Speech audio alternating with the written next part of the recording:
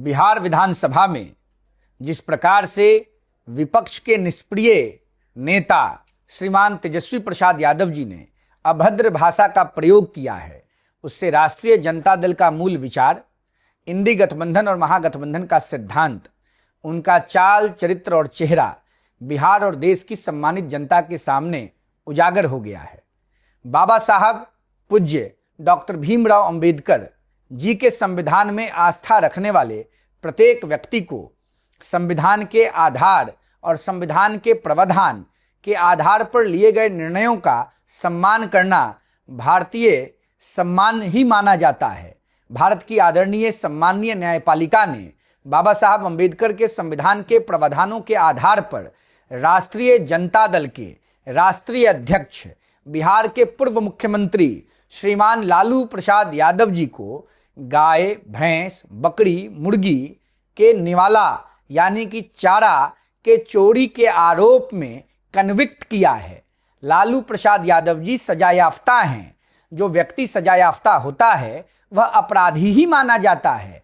लालू प्रसाद यादव जी ने रांची के होतवार जेल में बतौर अपराधी सालों तक अपना समय बिताया है और अभी लालू प्रसाद यादव जी स्वास्थ्य के आधार पर ऑन बेल समाज में हैं। तो लालू प्रसाद यादव जी को अगर सदन के अंदर अपराधी की श्रेणी की चर्चा की जा रही है तो इसमें तेजस्वी प्रसाद यादव जी को पच क्यों नहीं रहा है?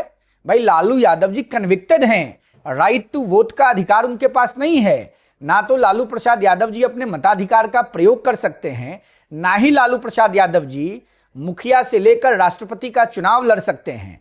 इसका मतलब लालू यादव जी संवैधानिक तौर पर चुनाव लड़ने और वोट करने के अधिकार से वंचित हैं और लालू यादव जी को अपराधी की श्रेणी दी गई है और यह अपराधी की श्रेणी किसी राजनीतिक दल के द्वारा नहीं दी गई है।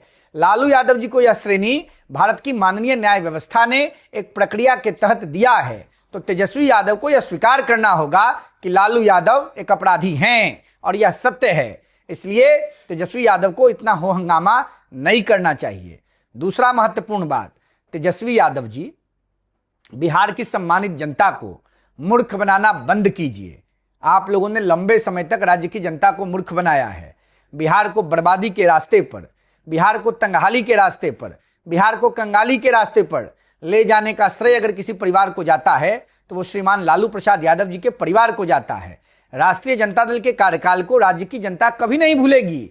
आने वाले विधानसभा के चुनाव में बिहार की सम्मानित जनता आरजेडी को करारा जवाब देने जा रही है।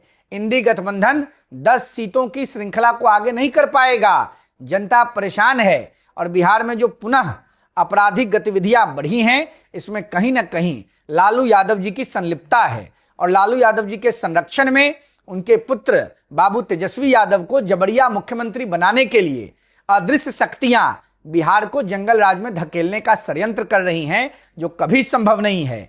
मैं राज्य के नौजवानों से अपील करता हूं, आगे आइए। बिहार को बनाना है, बिहार को बढ़ाना है और जंगल राज के संस्थापकों से बिहार को बचाना है।